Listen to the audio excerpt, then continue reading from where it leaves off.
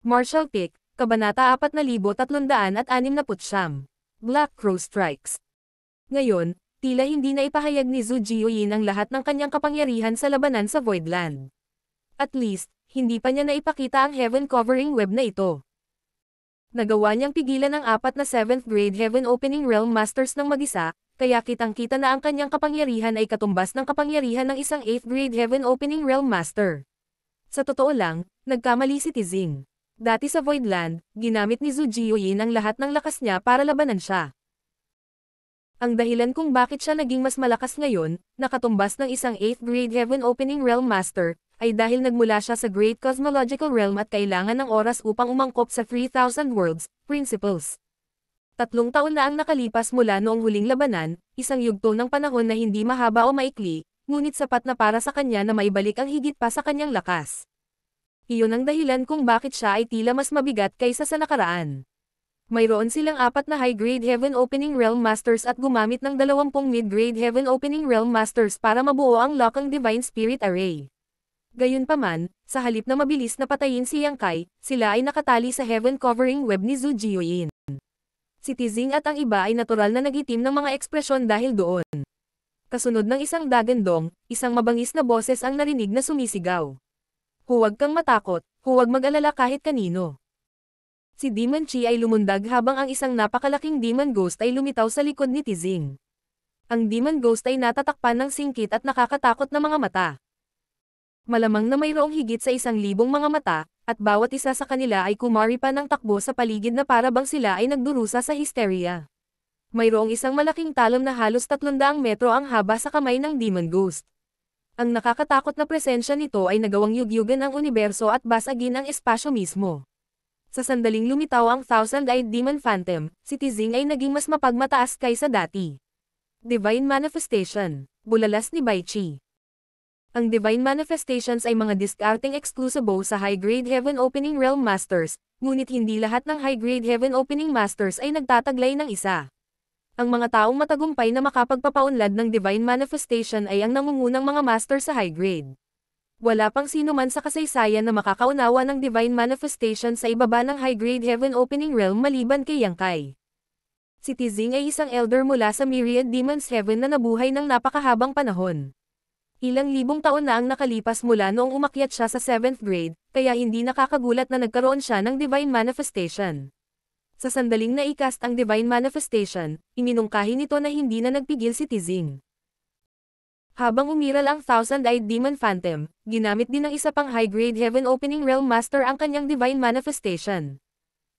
Hindi tulad ng Thousand-Eyed Demon Phantom ni Tizing, ang Divine Manifestation ng taong ito ay mukhang ordinaryo dahil isa lang itong Spirit Pick na nakahover sa likod niya. Gayunpaman, maaaring maramdaman ang isang makapal at mapanganib na Earth Attribute Aura na nagmumula sa Spirit Pick. Ang natitirang 2 high-grade Heaven Opening Realm Masters ay hindi nakapagpahayag ng mga Divine Manifestation, dahil itinago nila ang kanilang lakas o dahil wala lang sila nito. Sa sinabi nito, ang huli ay malamang na totoo. Pagkatapos ng lahat, nahulog sila sa Heaven Covering Web ni Zhu Jiuyin. Nahaharap sa gayong kakilakilabot na Divine Spirit, maaari silang mawalan ng buhay kung susubukan pa rin nilang magpigil. Kahit na wala silang Divine Manifestations, ang mga Divine Abilities at Secret Technique na ginamit nila ay medyo nakakatakot pa rin. Patuloy na naririnig ang mga kalabog habang patuloy na pinipitik ni Zhu Jiuyin ang kanyang spider web, na nagbubuklod sa lahat ng bagay sa loob ng kanyang domain. Habang tumutunog ang humihiyaw na musika, nakita ang mga ripple na kumakalat sa Thousand-Eyed Demon Phantom at sa Spirit Peak. Ang Thousand-Eyed Demon Phantom ay umungal habang ang lahat ng mga mata nito ay kumikinang sa madilim na mga ilaw na tumagos sa kawalan at lumipad kay Zhu Jiuyin mula sa lahat ng direksyon. Kahit na patuloy na iniiwasan ni Zhu Jiuyin ang madilim na ilaw, tinamaan pa rin siya habang nasunog ang ilang bahagi ng kanyang balat. Gayunpaman, hindi niya pinansin ang kanyang mga sugat na para bang wala siyang nararamdamang sakit. Ang kanyang hindi mabilang na mga sinulid ng Spider Silk ay naging matalas na talom na Hamampes at Hamampes sa 4 na high-grade Heaven Opening Realm Masters. Itinaas ng Demon Ghost ang kanyang talom at pilit itong ibinaba, kung saan naputol ang ilang mga hibla ng sutla ng gagamba sa pamamagitan ng isang metal na kalansing. Sa isang iglap, hindi gaanong na-pressure si Tizing nang siya ay tuwang-tuwa at sinubukang kumawala mula sa Heaven Covering Web. Gayunpaman, sa sandaling tumalon siya, nakita niya ang dose-dose ng mga sinag ng liwanag na nagmumula sa itaas ng kanyang ulo, na pinilit siyang bumagsak pabalik. Pagtingin niya sa itaas, napagtanto niya na ang mga sirang sinulid ay muling pinagdugtong. Nakaramdam siya ng inis sa nakikita. Sa kawalan, ang mga ilaw ng secret techniques at divine abilities ay kumikinang habang si Zhu Jiuyin ay nakakulong sa isang matinding pakikipaglaban sa 4 na 7th grade Heaven Opening Realm Masters. Maging sina Yuhi at Ku Huashang, na nasa 6th grade Heaven Opening Realm, ay hindi nakasali sa naturang labanan, lalo pa si Bai Qi, na nasa 5th grade lamang. Ang magagawa lang nila ay manatili sa tabi ni Yang Kai at tulungan siyang iwasan ang mga epekto. Sa kabutihang palad, sila ay nasa gitna ng sapot ng gagamba, kaya ang karamihan sa pressure ay dinadala pa rin ni Zhu Jiuyin at ang pagbagsak na nakarating sa kanila ay balewala. Gayunpaman, masasabi ng sino man na kahit na si Zhu Jiuyin ay mukhang nangingibabaw, hindi niya nagawang magtiyaga magpakailanman. Bukod dito, siya ay napakalaki ng bilang, kaya siya ay nasa isang mahigpit na lugar sa labanang ito. Kapag nabasag na ang secret technique ni Zhu Jiuyin, lahat ng kasama niya ay hindi na magkakaroon ng pagkakataong mag-counterattack. Ngayon, maaari lamang silang umasa na mahanap ni Yang Kai ang pasukan sa Shadowless Cave Heaven sa lalong madaling panahon upang sila ay makapasok at makapagpahinga. Sa matinding labanan, biglang may narinig na hiyawan mula sa hindi inaasahang lugar. Nagulat ang lahat ng kasama sa labanan nang lumingon sila sa direksyong iyon. Nang malaman kung ano ang nangyayari, nanatiling walang pakialam si Zhu Jiuyin habang si Tizing at ang iba pang high-grade masters ay nagalit. Biglang sumabog ang isang spirit province na papalapit sa kanila. Kasunod noon, mahigit 20 mid-grade Heaven Opening Realm Masters ang bumaril at binomba ang mga taong sumusuporta sa Lokang Divine Spirit Array. Ang grupong ito ay biglang lumitaw, na ikinagulat ng lahat. Sa oras na napagtanto ng Myriad Demons Heaven na mga disipulo kung ano ang nangyayari, huli na ang lahat. Sa sandaling nagsimula ang pag-atake, ilang tao na ang nasawi, na kinabibilangan ng 6th grade Heaven Opening Realm Masters. Ang lakas ng loob mo. Sino ka? Sigaw ni Tizing. Isang malungkot na boses ang narinig na tumatawa. Ito ang iyong lolo Black Crow. Nang marinig iyon, ang High Grade Heaven Opening Realm Masters ay natigilan at si Tizing ay nanlaki ang kanyang mga mata sa gulat. Black Crow Divine Monarch, paanong nangyari ta? Bakit nandito ang Black Crow Divine Monarch? Noon, walang awa na pinatay ng Black Crow ang maraming disipulo mula sa Cave Heavens at Paradises sa Blood Monster Cave Heaven. Matapos gumuho ang Blood Monster Cave Heaven at ang Cave Heavens and Paradises ay nabighani sa mga ginawa ni Black Crow, kinulong nila ang lahat ng territory gates sa Blood Monster Territory. Lahat ng gustong dumaan sa territory gates ay kailangang sumailalim sa inspection.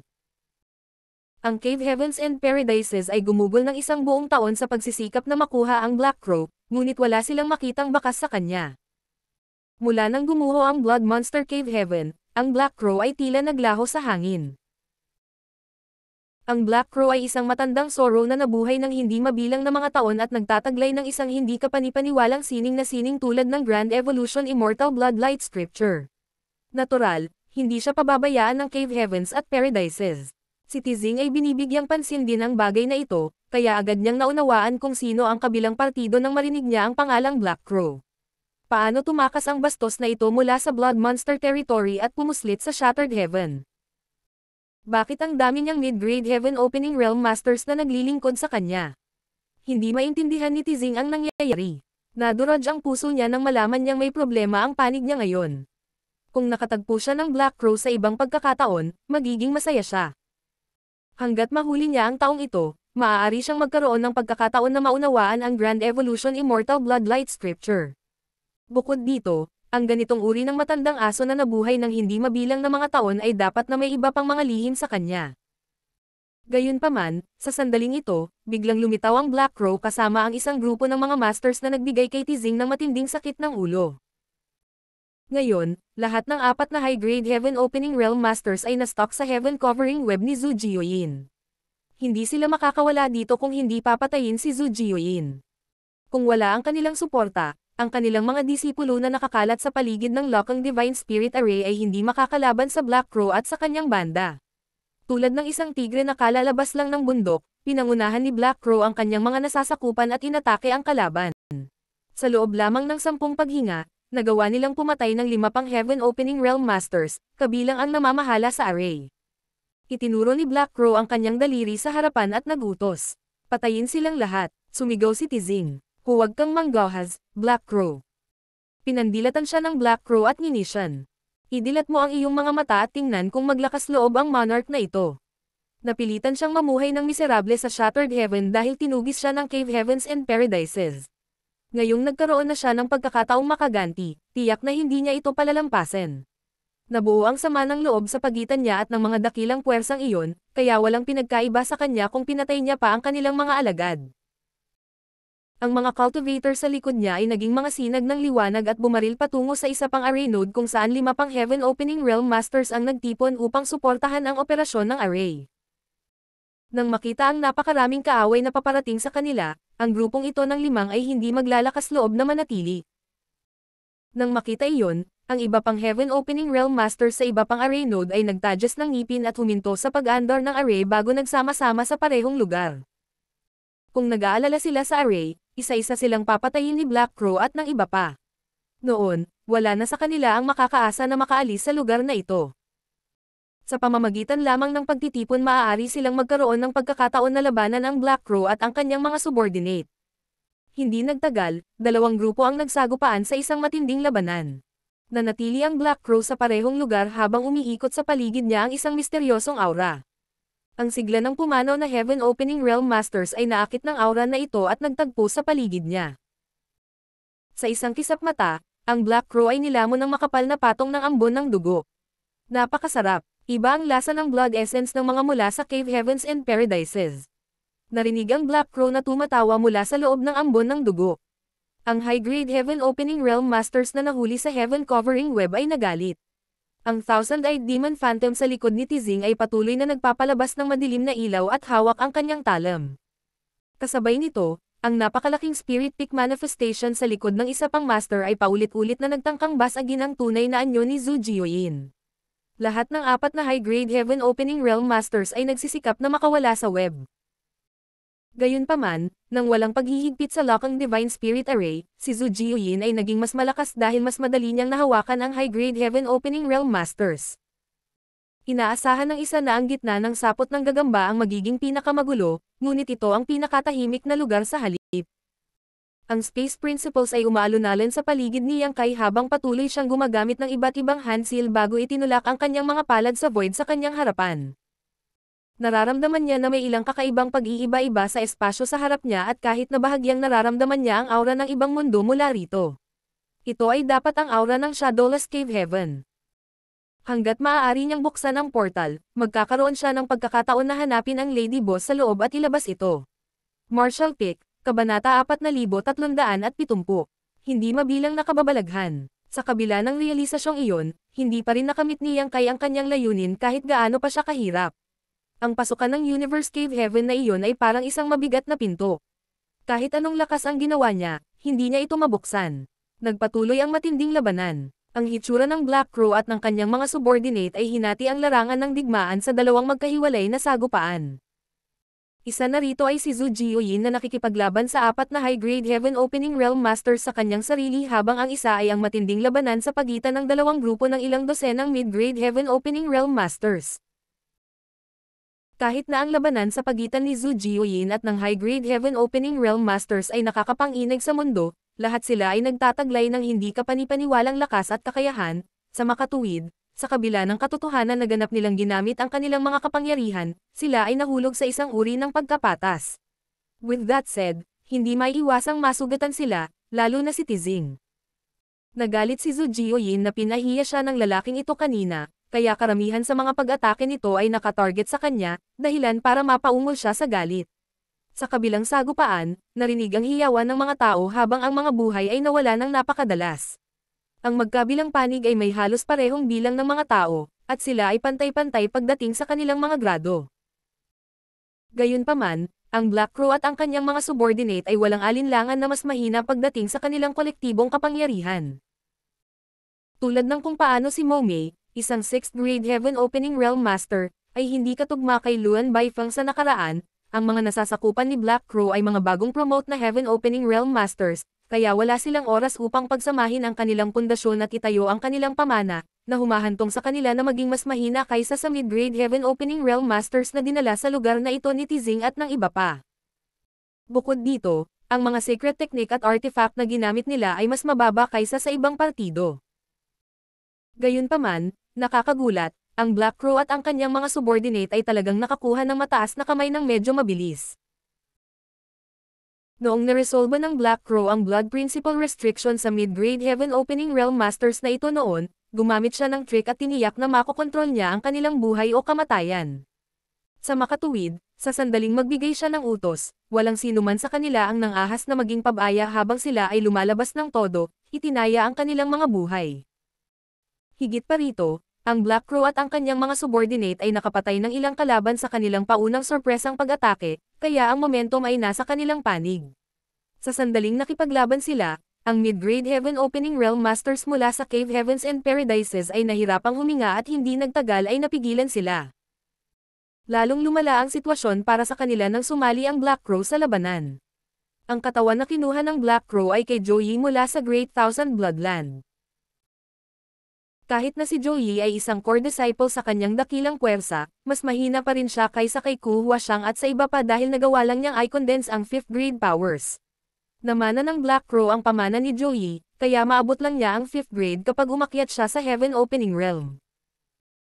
Gayunpaman, pagkatapos gamitin ang Grand Evolution Immortal Bloodlight Scripture para maabsorb ang blood essence ng lahat ng namatay na mid-grade Heaven Opening Realm Masters sa paligid niya, ang kanyang aura ay tumaas hanggang sa punto kung saan ito ay katumbas ng isang ordinaryong 6th grade master.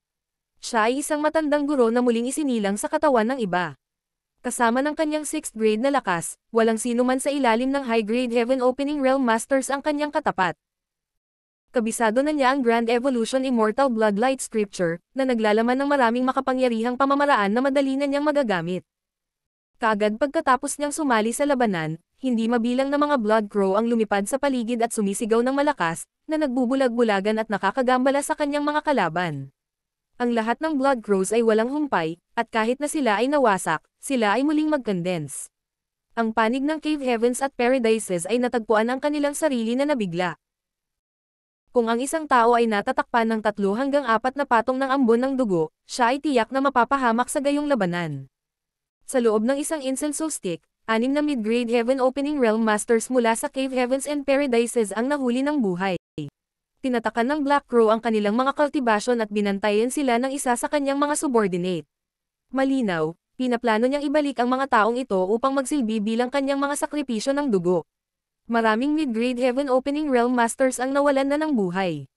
Sa maikling panahon, higit sa 10 ganoong mga master ang napatay sa magkabilang panig, karamihan sa mga ito ay nagmula sa Cave Heavens at Paradises. Ang Black Crow ay nawalan lamang ng ilang mga subordinate sa ngayon. Sa tuwing may mapapatay, gagamitin ng Black Crow ang Grand Evolution Immortal Bloodlight Scripture para maabsorb ang lahat ng kanilang blood essence. Ang blood chi sa paligid ng Black Crow ay lumapot sa sandaling iyon, at ang kanyang aura ay naging mas nakakatakot. Nagsisimula na siyang magpakita ng mga palatandaan ng tunay na pagpasok sa 6th grade Heaven Opening Realm.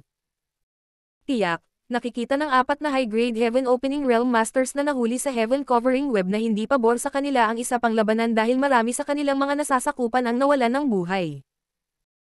Habang paulit-ulit na umuungal si Tizing, nagbanta ang isa pang tao na balatan niya ng buhay ang Black Crow maya-maya. Siyempre ngumuso lang si Black Crow at hindi pinansin. Ang napakagandang pagkakataon ay mahirap makuha. Kahit na medyo malakas na siya ngayon, makakatakbo lang siya para sa kanyang buhay kung haharap siya sa high-grade Heaven Opening Realm Masters. Iyon ang dahilan kung bakit siya nagtatago sa Shattered Heaven sa lahat ng oras. Gayunpaman, ang high-grade Heaven Opening Realm Masters mula sa Cave Heavens and Paradises ay kasalukuyang pinigilan ni Zhu Jiuyin, kaya walang dapat ipag-alala ang Black Crow.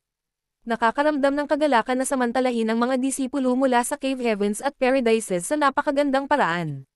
Bagamat ipinahiram niya kay Yang Kai ang isang kamay sa hindi direktang paraan, talagang nakakuha siya ng maraming benepisyo. Sa makatuwid, nagpa siyang pakawalan si Yang Kai sa ngayon. Kung tungkol sa mga sama ng loob sa pagitan nila, makakaganti siya kapag ganap na siyang gumaling sa hinaharap. Ang mga nasasakupan ng high-grade Heaven Opening Realm Masters ay patay o nasugatan na ngayon. Kung mananatili pa ang mga natitira, lahat sila ay papatayin o mabibihag. Habang nakaharap sa galit ni Zhu Jiuyin, sinigawan ni Tizing ang mga nakaligtas na mid-grade Heaven Opening Realm Masters. Lahat kayo, umalis na kayo. Ang dahilan kung bakit niya sila dinala ay para ayusin ang lock ng Divine Spirit Array para i-pin down si Zhu Jiuyin. Ngayon na ang Spirit Array ay nawasak at hindi na magagamit, walang kabuluhan para sa kanila na patuloy na manatili dito. Papatayin lang sila ng Black Crow sa huli. Dahil ang ilan sa kanila ay buhay pa, ang pinakamabuting hakbang ay ang tumakas sila. Ang natitirang 8 mid-grade Heaven Opening Realm Masters ay naghihintay ng pahintulot na umalis, kaya sa sandaling marinig nila ang utos ni Tizing, inactivate nila ang kanilang secret techniques at tumakbo para sa kanilang buhay ng walang pag-aalinlangan. Walang sino man sa inyo ang makakatakas dito. Ngumuso si Black Crow at inalog-alog ang kanyang anyo, kung saan ang mga sinag ng dugo ay sumilay mula sa kanyang katawan. Tulad ng mga uod sa nabubulok na buto, ang mga sinag ng liwanag ng dugo ay humabol sa mga disipulong iyon. Kapag may nataman, ang kanyang figure ay hihina ng husto, pagkatapos ay ang mga nasasakupan ni Black Crow ay sasampalin at huhulihin sila. Samantala, si Black Crow ay sumugod sa isang 5th grade Heaven Opening Realm Master na nilamon ng Demon Chi. Nakatingin siya sa taong iyon hindi dahil makapangyarihan ang huli, kundi dahil siya ang pinakamabilis na tumakbo. Nang sumiksik ang liwanag ng dugo sa hangin, malapit nang maabot ni Black Crow ang taong iyon at may ngiti, iniabot niya ang kanyang kamay at sumigaw. Hindi ka makakatakas. Nagmamadaling tumalikod ang taong iyon at itinulak ang palad. Ngumisi si Black Crow. Karaniwang wala siyang pakialam sa isang 5th grade Heaven Opening Realm Masters, hindi pa banggitin na marami siyang na-absorb na mataas na kalidad na Blood Essence ngayon at mas malakas kaysa dati. Habang nakikipagpalitan sila ng mga galaw, marahas na nagsagupaan ang kanilang world forces. Nagsagawa ng handseal ang Black Crow at na-activate ang Grand Evolution Immortal Bloodlight Scripture. Dahil sa kanyang kapangyarihan at sa kanyang kahusayan sa Bloodlight Scripture, walang paraan ang isang ordinaryong 5th grade master na makalayo sa pagkakaroon ng kanyang blood essence sa kanya. Gayunpaman, nagulat siya sa sumunod na nangyari. Habang nakikipagpalitan sila ng mga galaw, naramdaman ni Black Crow ang nakakatakot na pagsipsip na nagmumula sa palad ng kabilang partido. Ang lakas ng pagsipsip ay katulad ng kanyang Grand Evolution Immortal Bloodlight Scripture, ngunit may ilang kaunting pagkakaiba. Kahit na ang tao ay tila walang karanasan sa paggamit ng diskarteng ito, ang kanyang kapangyarihan sa pagsipsip ay kasing husay ng Black Crow. Sa halip na makuha ang blood essence ng kabilang partido, ang sobrang kumpiyansa na Black Crow ay may sariling blood chi na sinipsip ng taong iyon. Kasunod ng isang malakas na pagsabog, ang taong iyon ay pinaalis habang si Demon Chi sa paligid niya ay umaalon. Sa huli, nagkaroon pa rin ng gap sa pagitan ng kanilang mga kapangyarihan. Kasunod ng sagupaan, itong 5th grade Heaven Opening Realm Master ay dumanas ng pag-urong gaya ng inaasahan. Gayunpaman, siya ay medyo matulin at gamit ang momentum mula sa pagkakatapon pabalik, siya ay naging ulap ng Demon Chi at lumipad palayo. Nabigla pa rin si Black Crow sa palitan ng pag-atake kanina, at sa oras na matauhan siya, wala na ang kabilang partido. Pagkatapos, tumingin siya sa kanyang palad habang kumikinang ang kanyang dugong mga mata. Kawili-wili, kawili-wili.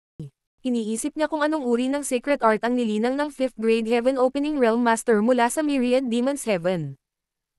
Sa pamamagitan ng kanilang maikling pakikipag-ugnayan ngayon, naramdaman niya na ang secret art ng kabilang partido ay dapat na napaka-abstruse, ngunit dahil sa katotohanan na ang tao ay hindi pa rin nakabisado, ang kanyang pagbitay ay lumitaw na medyo baguhan. Ang taong iyon ay maaari nang magpakita ng ganoong kalaking kapangyarihan bago ma-master ang kanyang secret art. Sa makatuwid, ang secret art ay dapat kasing lakas ng Grand Evolution Immortal Bloodlight Scripture, kung hindi man higit pa. Tila talagang mayroong hindi mabilang na mga kababalaghan sa malawak na mundong ito.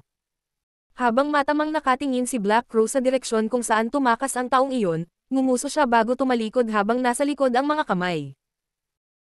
Sa ilang sandali lang, naayos na ang alikabok at sa orihinal na 20 higit pang mid-grade Heaven Opening Realm Masters mula sa Cave Heavens and Paradises, maliban sa 6 na nakatakas, lahat ng iba pa ay napatay o nahuli.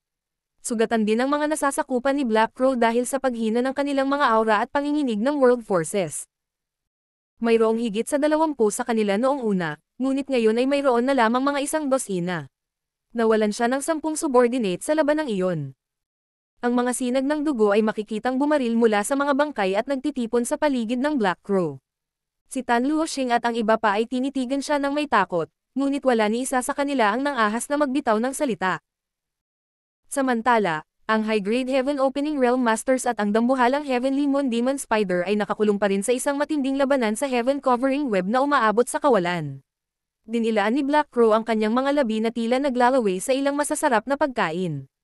Kung maaari, wala siyang balak na makialam din sa labanang iyon. Ang blood essence ng high-grade Heaven Opening Realm Masters at isang Divine Spirit ay nasa ibang sukat kumpara sa na-absorb niya kanina. Ang blood essence ng isang makapangyarihang master ay magiging lubhang kapakipakinabang sa kanya. Gayunpaman, hindi niya kayang makialam sa gayong labanan. Kahit isama niya ang lahat ng mga subordinate niya, wala itong pinagkaiba. Pinipigilan ang kanyang kasakiman, ngumisi si Black Crow.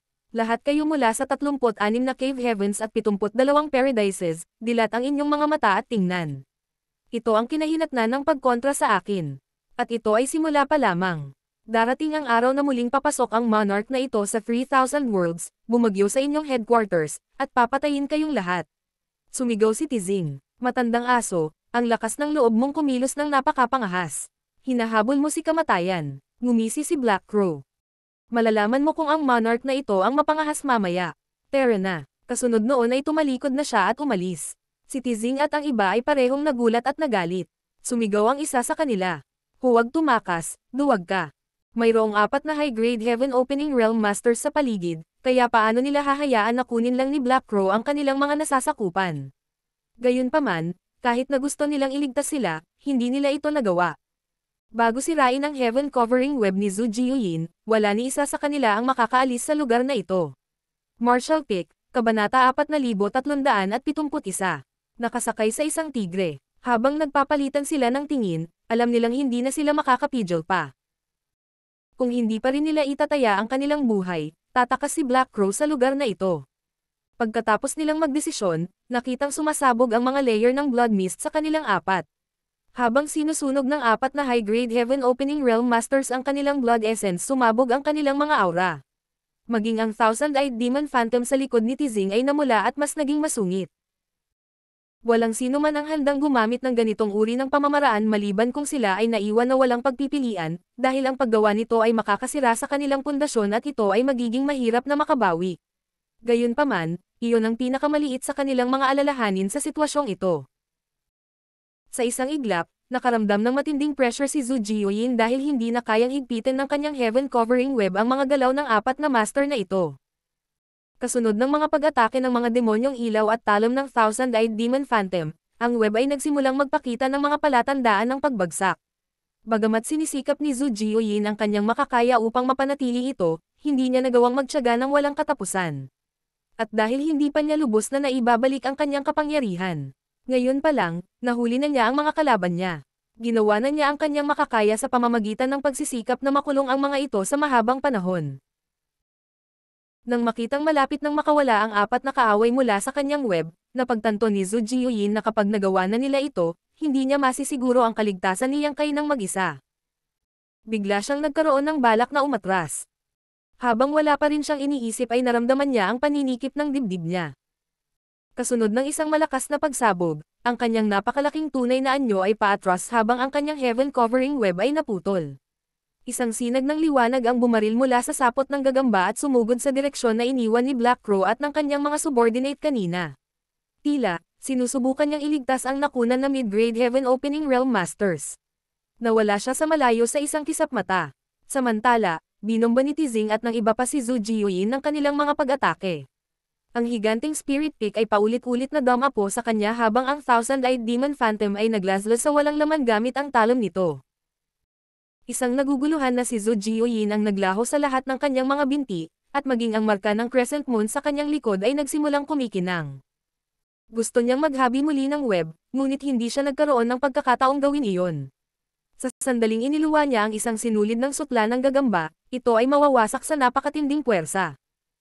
Ang natitirang 3 high-grade Heaven Opening Realm Masters ay tila tahimik na nakaisip ng isang diskarte habang ang dalawa sa kanila ay pinabagsak si Zhu Jiuyin habang ang huling tao ay sumugod kay Yang Kai.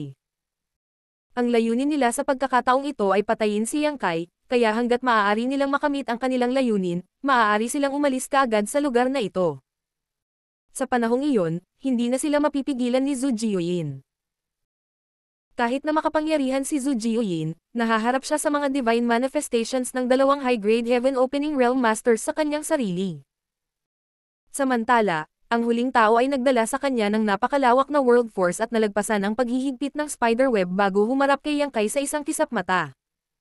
Naalarma sina Yuhi, Bai Qi, at Kuhua Xiang habang nagmamadaling sinubukan nilang harangin ang taong ito.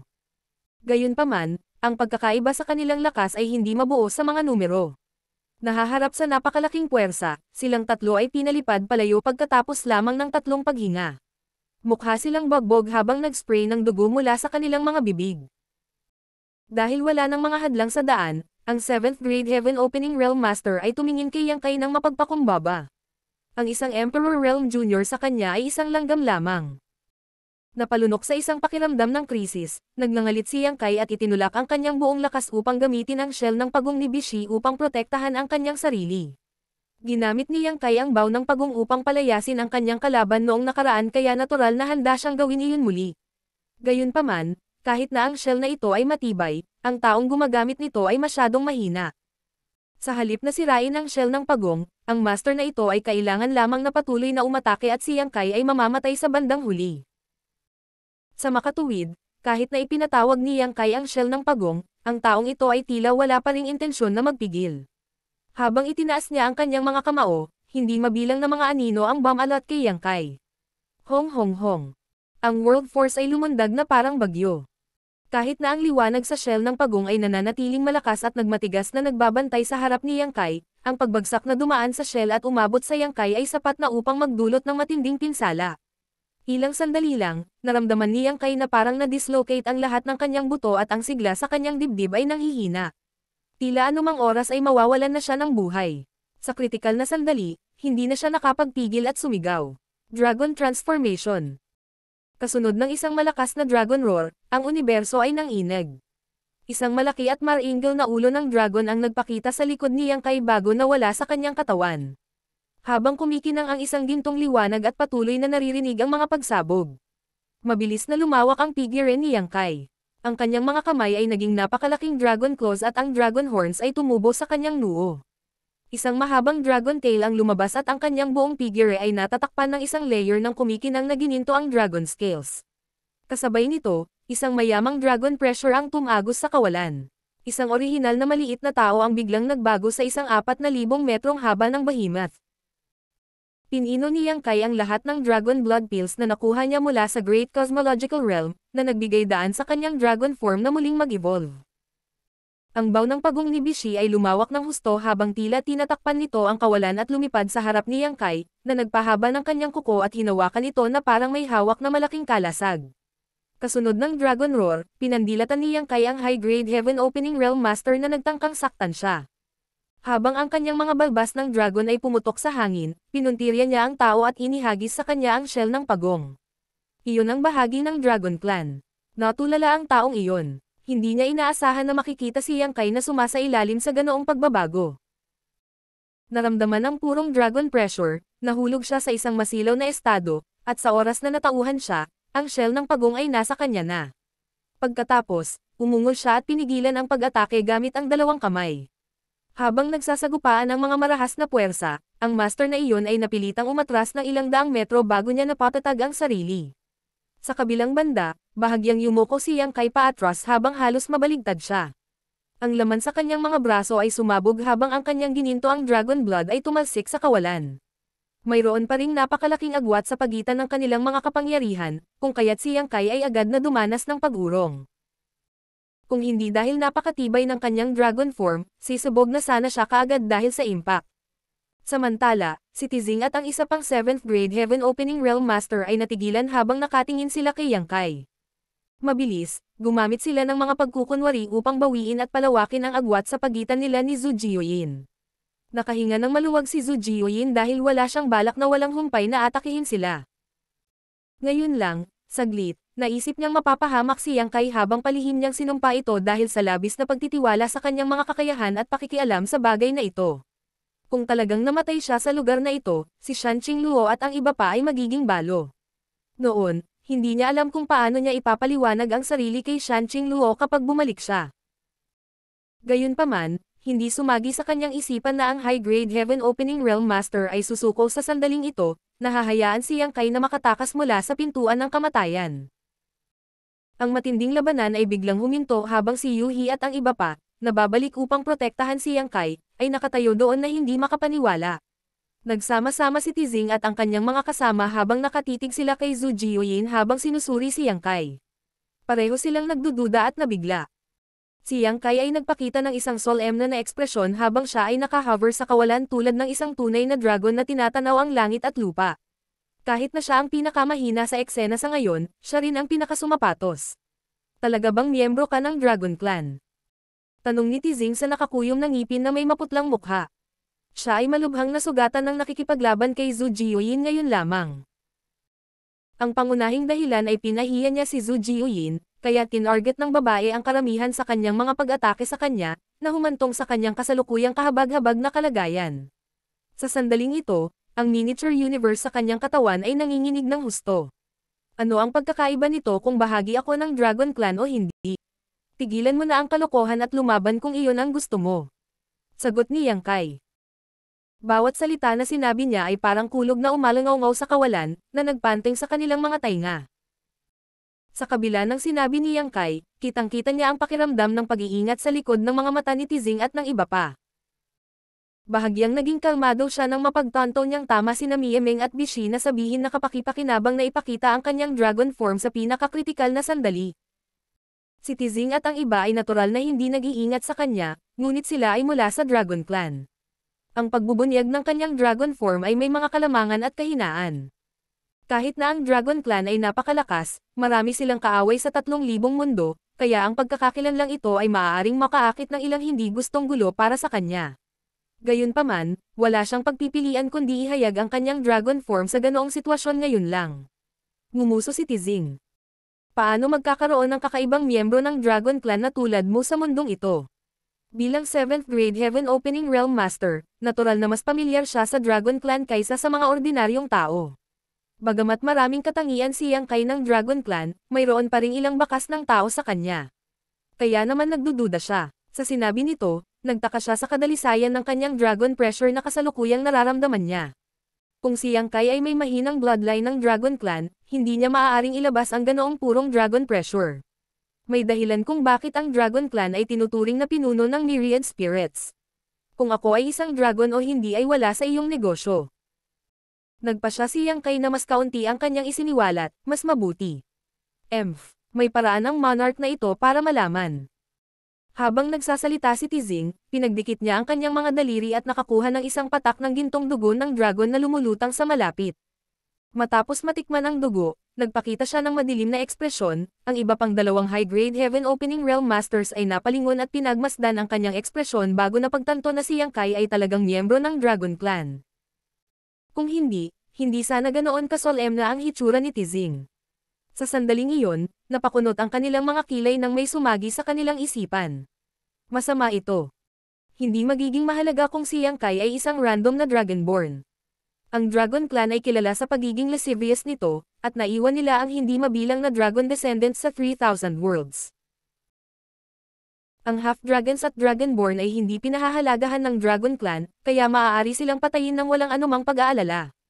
Gayunpaman, ang isang pureblood dragon ay hindi maaaring patayin bilang isa na nasisiyahan.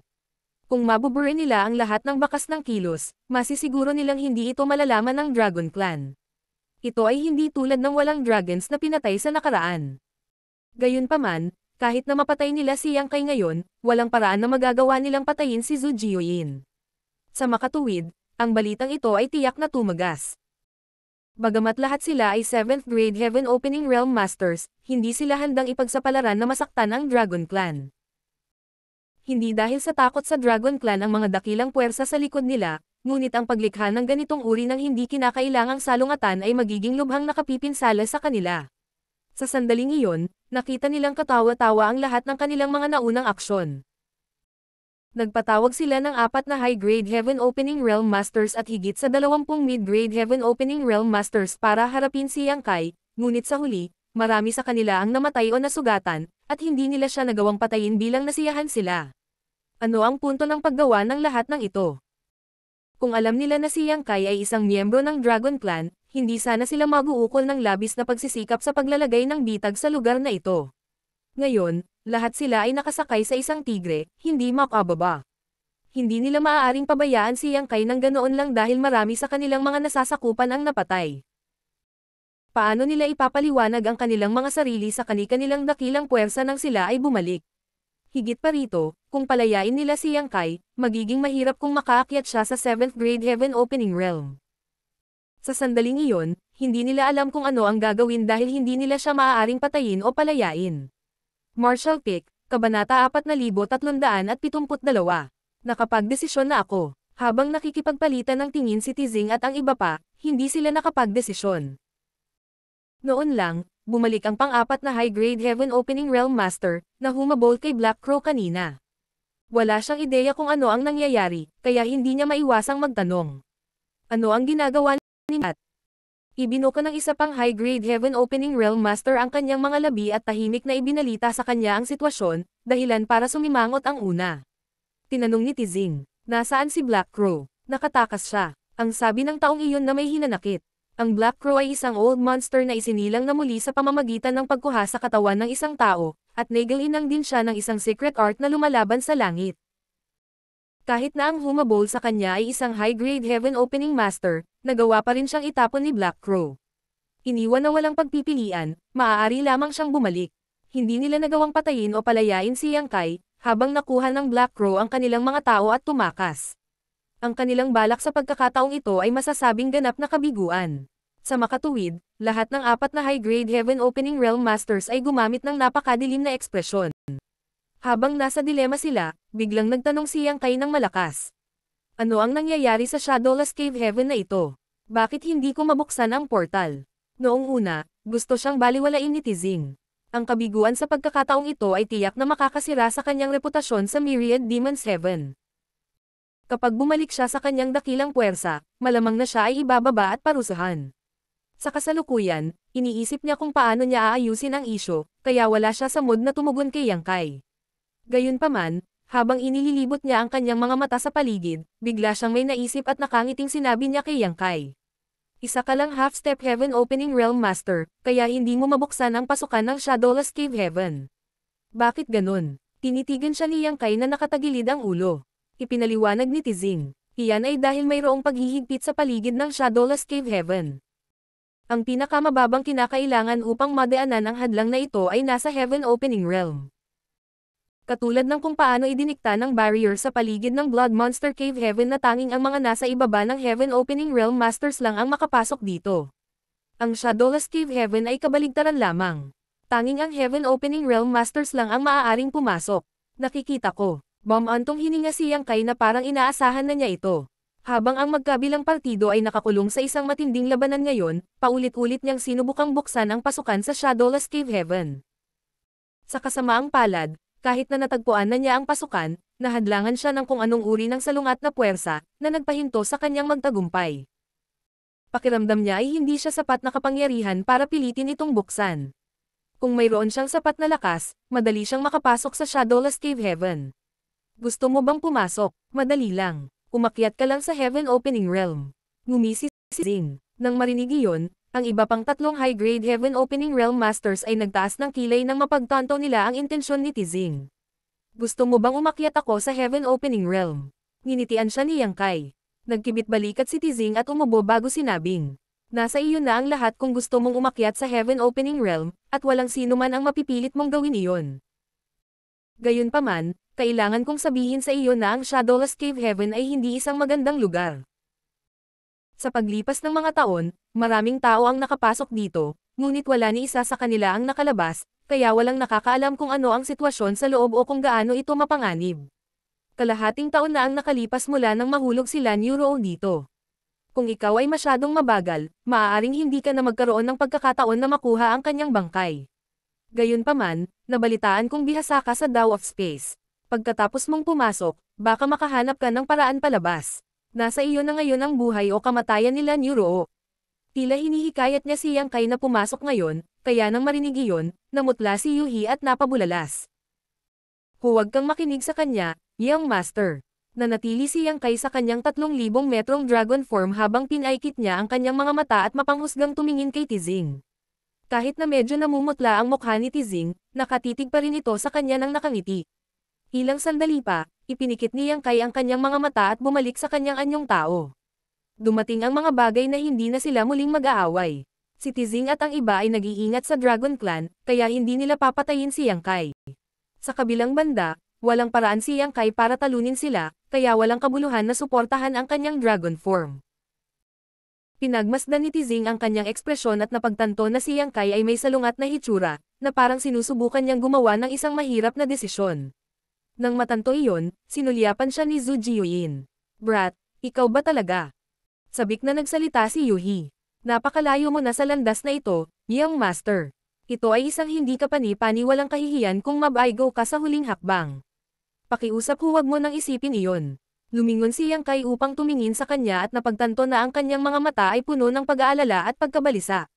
May bakas pa ng dugo sa gilid ng bibig niya. Bigla na lang siyang huminto sa pag-aalinlangan at kumalma nang ang kanyang tingin ay naging matatag. Pagkatapos, humakbang siya pasulong at tinulungan siyang alisin ang dugo sa kanyang mga labi bago malumanay na sinabi. Nakakahiya talaga na mabaigo sa huling hakbang, ngunit dapat ay mayroon na akong sariling kapangyarihan ngayon. Bilang isang half-step Heaven Opening Realm Master, siya ay masyadong mahina at hindi gaanong mahalaga sa lahat ng mga laban na ito. Noong kinubkob siya ni Shen Liang at Jiang Yunshan mula sa Heavenly Sword Union noon, ang tanging magagawa niya ay manatili sa likod ng proteksyon ng lahat. Ngayon, inatake siya ni Tizing at ng iba pa, ngunit ang tanging magagawa niya ay hayaan ang kanyang mga kasama na protektahan siya. Nakatingin lamang siya habang si Zhu Jiuyin ay nakipaglaban sa isang buhay at kamatayang labanan sa kalaban habang si Yuhi at ang iba pa ay paulit-ulit na dumura ng dugo para lamang protektahan siya mula sa pinsala. Ayaw na niyang maranasan muli ang ganitong uri ng kakilakilabot na karanasan dahil masakit sa kanya na makitang sinasaktan ang kanyang mga kasama habang wala siyang kapangyarihang tumulong. Sa pagmulat sa kanya ng realisasyong iyon, nawala ang lahat ng kanyang mga alalahanin at naiwan sa kanyang isip ang isang desisyon, na umaakyat sa Heaven Opening Realm. Bigla siyang nakaramdam na parang naliwanagan siya. Sa pamamagitan lamang ng pag-akyat sa Heaven Opening Realm magkakaroon siya ng karapatang ituring na mahalaga sa 3,000 mundo. Sa pamamagitan lamang ng pag-akyat sa Heaven Opening Realm makapasok siya sa Shadowless Cave Heaven at magkakaroon ng pagkakataong ilabas ang Lady Boss sa lugar na ito. Pakiusap huwag gawin iyon, Young Master. Bulalas ni Yuhi. Si Yang Kai ay nagsumikap, at kasama ng kanyang hindi kapani-paniwalang swerte, nagawa niyang i-condense ang 6 na high-grade elements. Hanggat makumplito niya ang huling hakbang, diretso siyang aakyat sa high-grade Heaven Opening Realm at gagawa ng pangalan para sa kanyang sarili. Kung siya ay nabigo sa pinakahuling sandali, ito ang magiging pinakamalaking pagsisisi sa kanyang buhay. Binigay ni Yang Kai ang kanyang mga braso at ngumiti sa kanya. Ano ang nakikita mo? Napailing si Yuhi na naguguluhan, puno ng pag-aalala ang mga mata nito. Ipinaliwanag ni Yang Kai, ito ay isang pares ng walang kapangyarihang armas. Ano ang magagawa ko sa kanila? Ang Lady Boss ay nahulog sa panganib dahil sa akin, ngunit hindi ko siya nailigtas dahil walang kapangyarihan sa aking mga kamay. Pagkatapos, itinaas niya ang kanyang mga kamao na para bang sinusubukan niyang kunin ang isang bagay.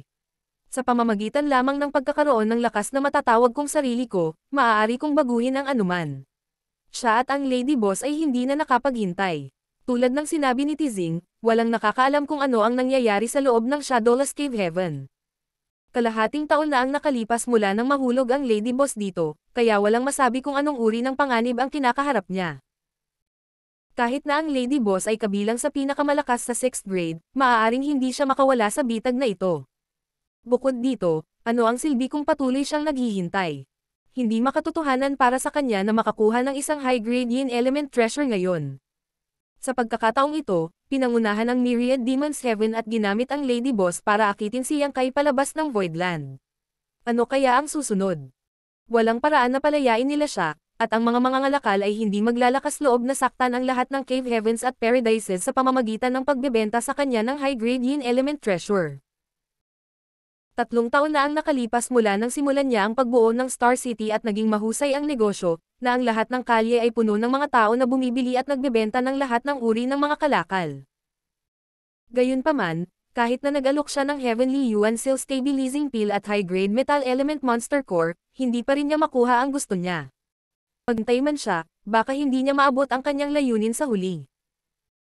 Sa halip na maghintay ng pangarap na hindi maabot, ang pinakamahalagang bagay para sa kanya ngayon ay magkaroon ng sariling lakas. Pagtibayin ang kanyang desisyon, tumalikod siya habang ang kanyang itim na buhok ay lumipad sa diamiral na hangin at sumigaw. Aakyat ako sa Heaven Opening Realm ayon sa gusto mo, Tizing. Sana hindi kayo masyadong mabaygo. Nang marinig iyon, pinagdikit ni Tizing ang kanyang mga palad at napangiti. Ikaw talaga ay isang promising na binata. Kung gusto niyang Kai na umakyat sa Heaven Opening Realm ngayon, hindi siya magiging high-grade Heaven Opening Realm Master dahil wala siyang high-grade Yin Element Treasure. Makakarating lang siya sa 6th grade. Sa pagkakataong iyon, handa silang tanggapin ang ganoong resulta. Sa lahat ng ito, nag-aalala sila na si Yang Kai ay direktang aakyat sa 7th grade, na magbibigay sa kanya ng pagkakataon na maging isang 9th grade Heaven Opening Realm Master at hamanin ang pagkakasunod-sunod ng 3,000 worlds. Kung umakyat lamang siya sa 6th grade, wala nang anumang alalahanin.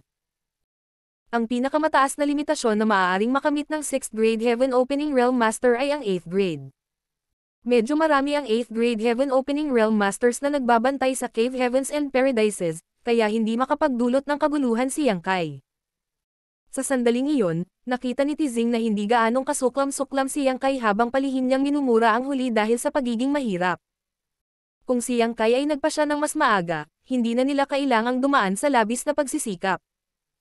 Kung may lumabas na balita na ang ilan sa Cave Heavens and Paradises, sa pangunguna ng Myriad Demons Heaven, ay nagsanib puwersa para lamang sugpuin ang isang Emperor Realm Jr., lahat sila ay mawawalan ng malaking mukha. Young Master. Gusto pa rin siyang pigilan ni Yuhi. Itinaas ni Yang Kai ang kanyang kamay at hinaplos ang kanyang ulo. Mag-iingat ka para sa akin. Nang magkadikit ang mga labi niya, tinitigan siya ni Yuhi na may namumulang mga mata. Habang si Ku Huaxiang ay bumantong hininga, si Bai Qi ay nagpakita ng magkasalungat na ekspresyon, hindi alam kung ano ang sasabihin.